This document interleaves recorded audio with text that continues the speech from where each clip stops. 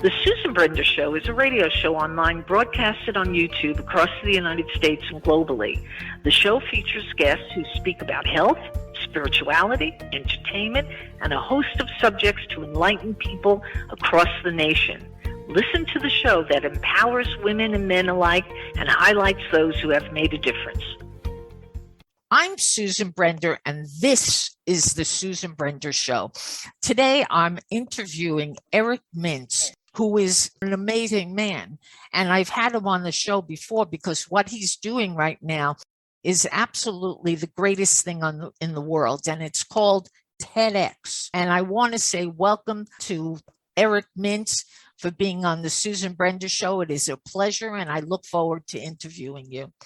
Yeah, nice to be here, Susan. Thanks. Well, we have to really talk a little bit about the theme of this year's TEDx, because we want people to really know that what's going on with TEDx is amazing. So tell me about the theme of your show. Right. So all of these TED Talks, each of these events, they'll have a theme, and talks that are given by individuals, their talks will center around the theme for the event. So our theme for the 2022 event is called Defining Moments. And that could be something small, that could be something large that fundamentally changed a person and the trajectory of their future. Typically, we look for the results of these things. Maybe, you've helped someone else, but it can be, it's meant to be interpreted very broadly. There's a variety of ideas. We tend to, look for things that haven't been on the TED stage for, by the way. That's always the low-hanging fruit. Or it could be a new twist on an old idea. But the talk itself has to center around the theme, and our theme again is defining moments. Now, how did you choose that particular subject? Because every year you do something different, but why this one? Yeah, the truth is, my partner in crime, Cindy Metzler, she really is the one of the three. This is our third year. I came up with the theme for the first year, and she came up with the last two. And she seems to just have a knack for coming up with, a theme that's interesting yet very broad at the same time, right? Because it cuts across, multiple disciplines, widely interpreted in a lot of ways. So she just has kind of a knack for it, Cindy. Yeah.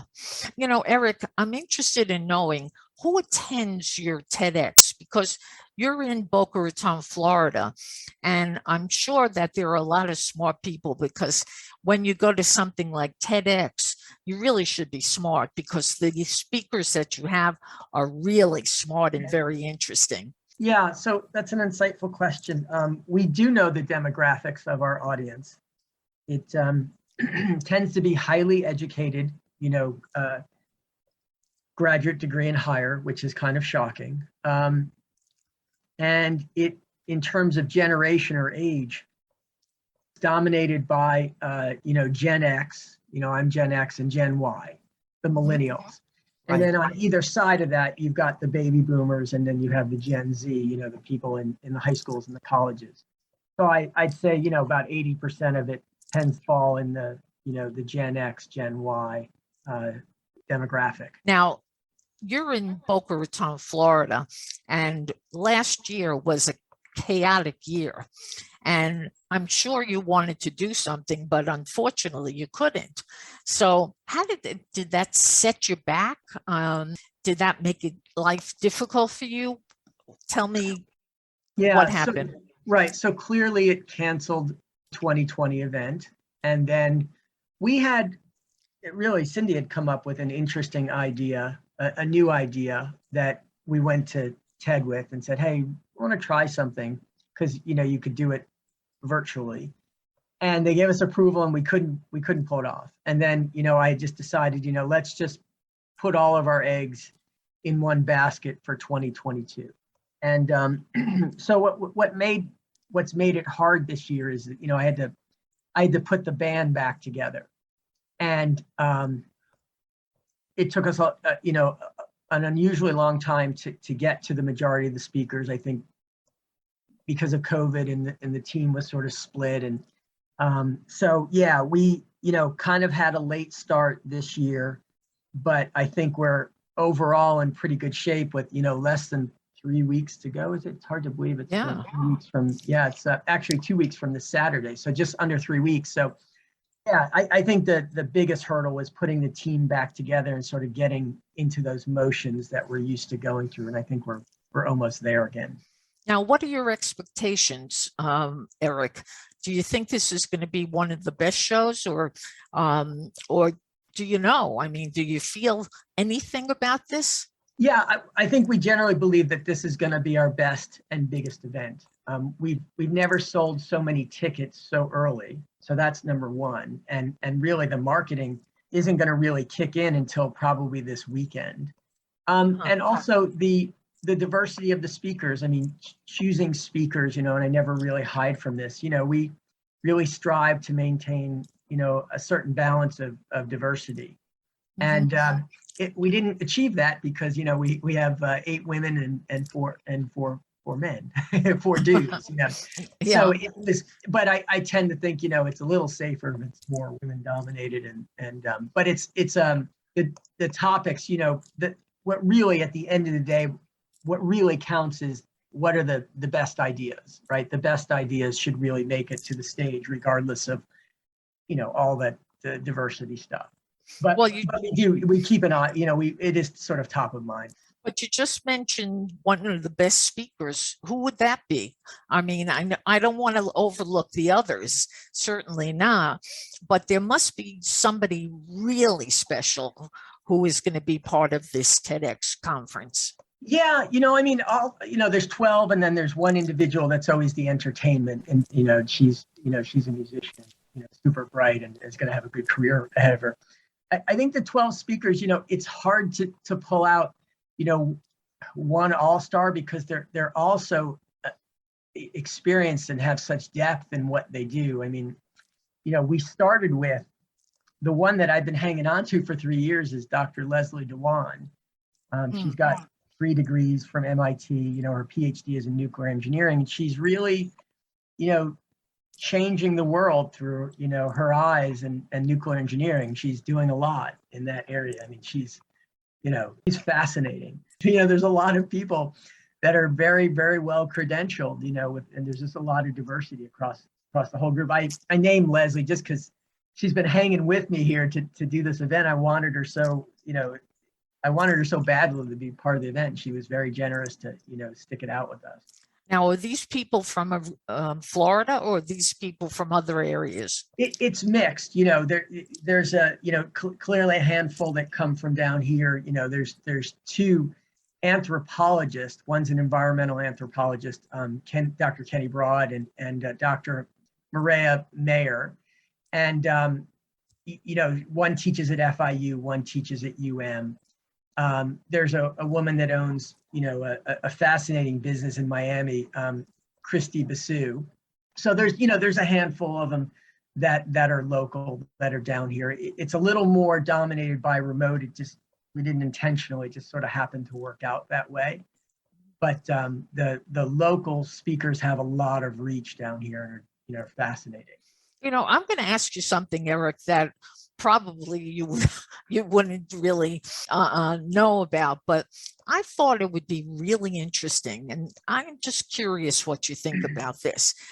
Kids today haven't been going to school, and they haven't been learning very much. Wouldn't it be interesting to do a TEDx for kids? Yeah, there's a bunch of different types of TEDx licenses. I believe there is one for kids. There's a specific license for that. I have what they call kind of the standard license, which is for the city, of Boca Raton. And it's actually called the standard license. But, there's a university license. There's a TEDx women license. We may try to get involved with next year. But I believe there is a TEDx license for specific, focused on kids. Now, people all over the world have heard of TEDx. They know that it's a great event. And I told you last time that I did the one in New York, and I thought it was amazing. But The biggest one that's happening right now, is it still in California? Well, there's TED and then there's TEDx, and TED is the global brand, and they do their one big event typically. They'll do 1, 2, 3 big events, but their big one, the main one, is in Vancouver in April. Oh, and then TEDx is really the locally organized independent TED events, right? And I'm the organizer for this local Boca Raton area. So TEDx has really sort of dominated TED in general, because there's a lot of us organizers out there around the globe trying to bring ideas worth spreading to the stage. So people like me, individuals like me, are bringing a lot of content to TED. So it's really almost, TEDx is really, I think it would be an accurate statement that it's taken over the brand. yeah. And I think they're happy. I think they're happy with it. I just think that the world got disrupted because of COVID, and we're trying to make our way back to some norm with these events. And I think it's why we chose Meisner this year, besides the city and Meisner being so generous with us. If we have 1,000 or 1,500 people, we can safely distance that many. And so do it's you not a problem. expect? And do you expect that many people? Yeah, we should. I'm very confident we'll have a minimum of 1,000 and maybe get to 1,500. Yeah. And again, they hold 3,500 in there, so we'd be able to safely distance everyone if we really need to. I see. And are the speakers and the team members paid? Because, they do a lot for TEDx and they spend a lot of time with you, but are they paid? No, I think that's one of the really unique things about this event, is that, the staff, myself, and Cindy and the entire group, you cannot be paid to be part of the team. So it's a unique thing, because let me tell you, it's just a money losing proposition as an individual to join one of these teams, because it takes a lot of your time and sometimes money. Mm-hmm. And so it's really, it takes a village. And certainly when we get to the end result, it all is worth it, especially when we have a good outcome. But, it's a grind. I mean, it's, you have a team, this month we meet every Thursday, in the last month or the last 6 weeks. And so it can be very time consuming. And it took us a couple of years to get to the right sort of mix of team members. And I think we got it really well this year. And do you see that there are many volunteers that are participating in the event? Yeah, and just one thing, the speakers are not paid either. They're not allowed to be paid. I mean, but their benefit is they get memorialized on the TED stage. But in terms of the volunteers, doing it at Meisner really made the event for us a lot less logistically challenging. So typically we need about 100 volunteers. I think this year we'll have about 50 or 60, and it's probably way more than we actually need. I think if we had 40, we could get by, but I can tell we're already at 40, and we're probably going to bring on, probably about another 10 or 15 high school students. Oh, that's great. You're giving them an opportunity to experience TEDx. What a wonderful thing for young people. If these young people volunteer, they're going to learn a lot. And I'm just wondering, have you ever thought that you would be doing something like this? No, and it came up, really organically. The last organizer, her last year was 2016, and she had, adopted a child and was moving out of the area. And she invited me to her last event, which was at Meisner. And she sort of sprung it on me. She said, "Hey, I think you'd be the right person to take over as the organizer." And there's a process to do that. It's not uncomplicated. It's kind of difficult to get the license. But yeah, she sort of sprung it on me, and I have a background in events and specifically event technology. So I brought the ability to take on some burden that she had struggled with that I wouldn't struggle with natively. So it just happened organically. I had never thought about, getting a TEDx license like this. Right. And I wonder, Erik, you've had so many experiences with so many different people. Have you ever decided or thought about the possibility of writing a book about it? Yeah, it's funny because there are all the stuff behind the scenes is really hilarious, and we joke a lot about it on the team, and it's become almost part of our vernacular. There's certain buzz phrases we use. I don't know if there's enough to write a book. Maybe a long article would probably be just as interesting. That's a really interesting thought. Have you spoken to any of the newspapers or any of the bulletins around Florida? No, I have not, and I never even thought of it until you brought it up. So. Well, I think it would be a very interesting thing, because people, when they hear the word TED or TEDx, it absolutely reminds them of something special that is going on in their area. And let me tell you something, you would even get more people to want to come. So maybe that's what you need to do. Yeah, it's definitely a consideration of writing definitely a blog about our experiences. That's right. Now, the only other thing that I'm interested in before we get off is to find out a little bit more about Erik Mintz. What do you do for your day job? So I'm on my second startup.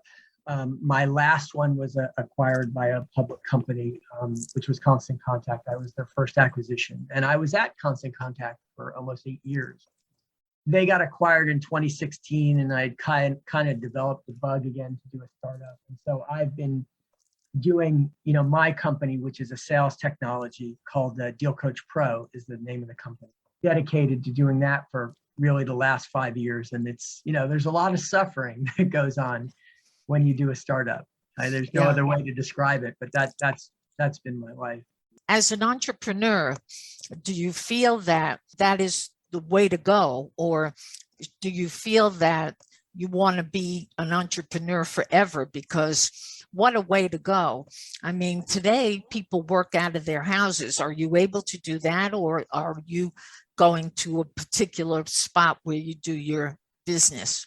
Well, because we're a software company, we were always used to working remote. So COVID really didn't affect us, our sort of working rhythm, other than we gave up the office. There was no reason. And we, like I said, we were so used to working remote that it was no big deal. Mm-hmm. I'll be brutally honest. I would not do a technology startup in South Florida.